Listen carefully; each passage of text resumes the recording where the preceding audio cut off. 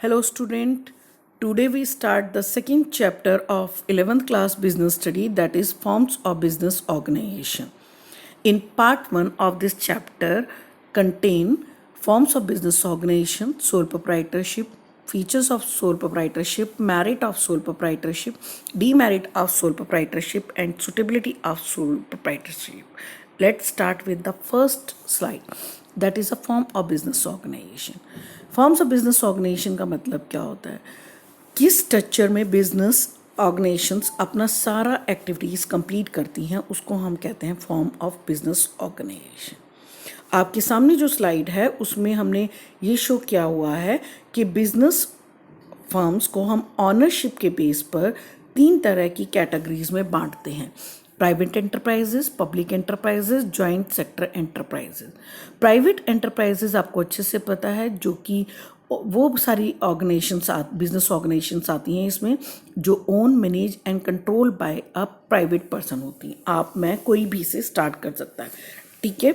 और public enterprises वो enterprises होती हैं जो own, manage and control by the government only. इसे सिर्फ गवर्नमेंट चलाती है और कोई नहीं. Is it clear?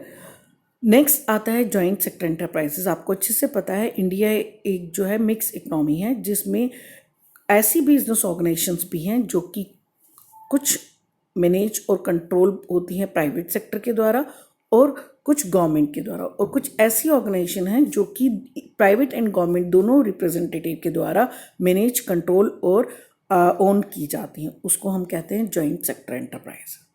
Is it clear? इस चैप्टर में हमने बेटा पढ़ना जो है वो प्राइवेट एंटरप्राइजेस की पूरी डिटेल पढ़नी है. Is it clear? हम डिफरेंट टाइप की प्राइवेट एंटरप्राइजेस को इस चैप्टर में डिस्कस करेंगे.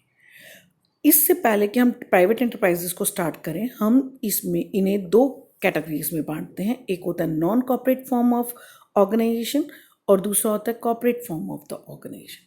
कॉर्पोरेट फॉर्म ऑफ ऑर्गेनाइजेशन बेटा वो होती हैं जो कि ऑनर से, जो इनका मालिक होता है उनसे और बिजनेस कंसर्न दोनों में डिफरेंस होता है. मीन्स ऑनर की सेपरेट एंटिटी होती है बिजनेस से. आगे बात समझ. इसमें बिजनेस और ऑनर को हम एक नहीं मानते, दोनों अलग अलग चीज़ें हैं, दोनों अलग अलग व्यक्ति हैं. Is it clear? और नॉन कॉर्पोरेट फॉर्म वो होती है जिसमें बिजनेस और ऑनर दोनों की कोई सेपरेट लीगल एंटिटी नहीं होती, दोनों एक माने जाते हैं और एक ही समान रूप से ट्रीट होते हैं. चलिए तो स्टार्ट करते हैं. पहली और टाइप ऑफ बिजनेस एंटरप्राइजेस वो क्या है हमारा? Sole proprietorship. सोल प्रोप्राइटरशिप कैसा है? नाम से ही पता है, सोल मतलब वन, प्रोप्राइटरशिप मीन्स ऑनरशिप. ये वो बिजनेस होता है जिसको एक ही व्यक्ति ओन करता है, फाइनेंस करता है, कंट्रोल करता है, मैनेज करता है.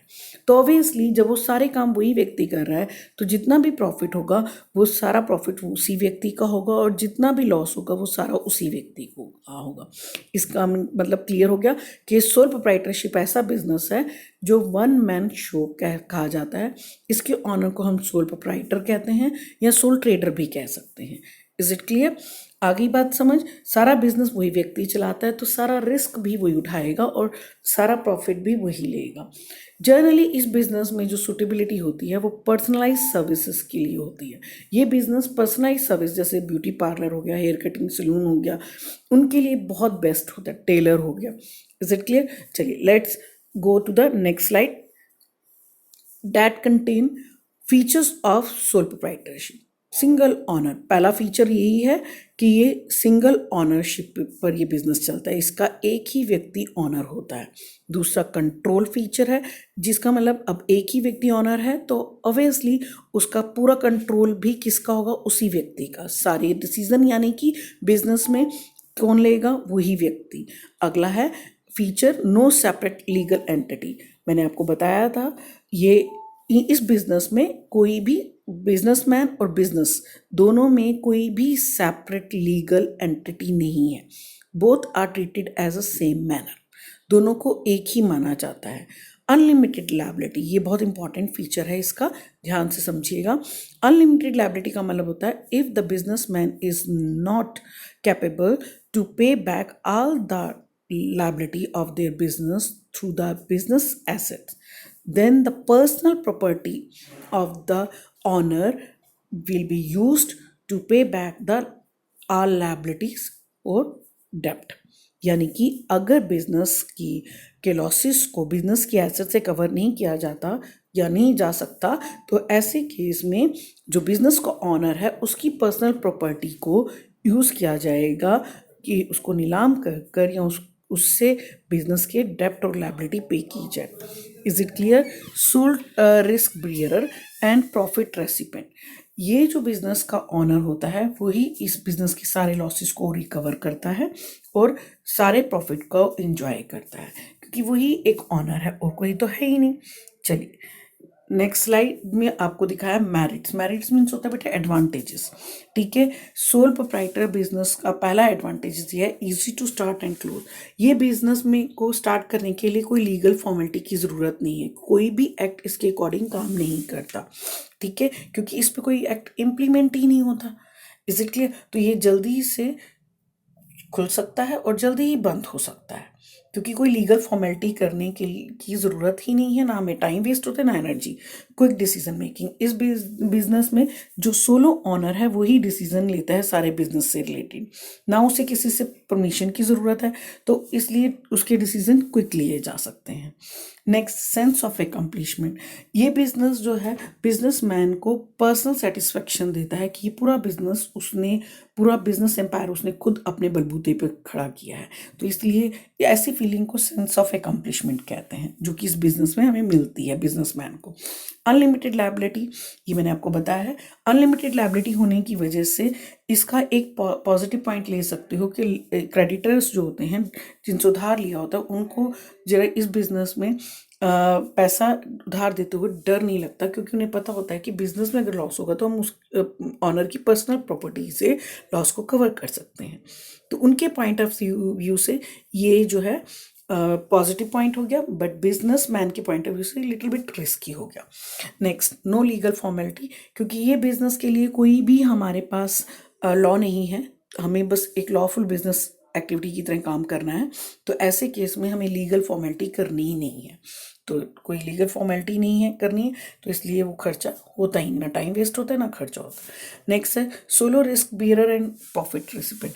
इस बिजनेस में पूरा का पूरा प्रॉफिट जो होता है वो ऑनर का होता है, तो ऑब्वियसली पूरा का पूरा लॉस भी वही बियर करेगा। ये सारे थे बेटा इसके merits.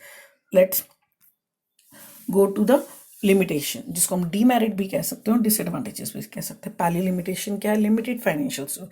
Obviously one man show होने की वजह से अब आप खुद सोचिए व्यक्ति की कितनी इनकम हो सकती है, जितनी उसकी सेविंग होगी, जितनी उसकी कैपेबिलिटी होगी उधार लेने की, बस वो उतने ही पैसा इकट्ठा कर बिजनेस को स्टार्ट कर सकता है। तो इसलिए सोल प्रोप्राइटर के पास लिमिटेड फाइनेंशियल रिसोर्सेज होते हैं। दूसरा क्या है? Limited managerial ability. Sole proprietor जो बिजनेस होता है वो वन मैन के द्वारा चलाया जाता है, तो उसमें उसकी मैनेजरियल एबिलिटी भी लिमिटेड होती है, क्योंकि हम खुद कहते हैं कई बार कि one man is not perfect in all type of efforts और एबिलिटी। ठीक है, तो वो नहीं हो सकता, तो ऐसे केस में उसकी लिमिटेड एबिलिटीज जो होती हैं, जिसकी वजह से ये बिजनेस बहुत ज़्यादा एक्सपैंड नहीं हो पाता या ज़्यादा प्रॉफिट नहीं गेन कर पाता। अनलिमिटेड लायबिलिटी, मैंने अभी आपको बताया था कि अगर बिजनेस की लायबिलिटी जो होती है उसकी एसेट से कवर नहीं हो पा रही, तो सोल ट्रेडर की या सोल ऑनर की पर्सनल लायबिलिटीज़ को एसेट्स को यूज़ किया जाता है उस लायबिलिटी को पूरा करने के लिए। तो ऐसे केस में जो है सोल ट्रेडर को हमेशा डर बना रहता है कि कहीं उसकी पर्सनल प्रॉपर्टी भी उससे जो है छिन ना जाए। Is it clear?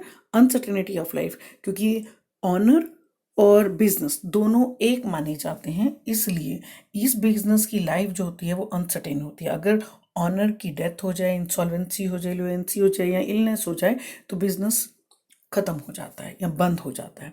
Limited scope for expansion, इस बिजनेस का स्कोप बहुत लिमिटेड होता है, क्योंकि ये एक व्यक्ति इतना ही बिजनेस बढ़ा सकता है, एक सोल प्रोप्राइटर उतना ही बिजनेस को एक्सपैंड करता है जितने को वो कंट्रोल कर सकते हैं।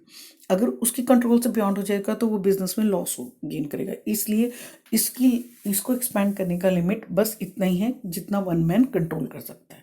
Is it clear? चलिए नेक्स्ट स्लाइड बताती है सुटेबिलिटी, कि ये बिजनेस किन किन फॉर्म्स के लिए सुटेबल है। ठीक है, इस बिजनेस को हमने लगाना चाहिए, कहाँ कहाँ खोल सकते हैं। पहला ये दिया हुआ है where the personal attention to customer is required, जैसे टेलरिंग की shop, beauty salon, hair cutting salon भी आप इसमें ले सकते हैं।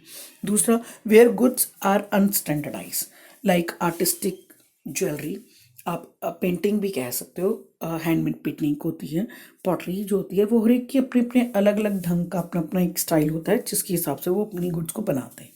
Where modest capital and limited managerial skill are required, जहाँ पे बहुत ज़्यादा मैनेजरियल स्किल की रिक्वायरमेंट नहीं, तो जैसे रिटेल शॉप, आपके घरों के आसपास छोटी मोटी जनरल स्टोर्स होते हैं, उनमें आप देखो उन लोगों को बस थोड़ा सा मैनेज करना आ जाना चाहिए, रेंज करना आना चाहिए गुड्स को, तो बिजनेस स्टार्ट कर सकते हैं। Where and the last, where अब रिस्क इज़ नॉट एक्सटेंसिव, बहुत ज़्यादा रिस्क ना हो, फ्लक्चुएशन ऑफ प्राइजेस कम हो, लोगों की टेस्ट पैटर्न में चेंज बहुत कम आता हो, ठीक है, डिमांड ऑलमोस्ट रहती हो, जैसे स्टेशनरी शॉप, ठीक है। तो ऐसे बिजनेस के लिए सोल प्रोप्राइटरशिप बहुत अच्छा है। तो आज हमने पढ़ा फॉर्म्स ऑफ बिजनेस का मीनिंग और सोल प्रोप्राइटर बिजनेस की के बारे में सब कुछ, फीचर्स भी, मैरिड भी, डीमैरिड भी, सुटेबिलिटी भी। ओके।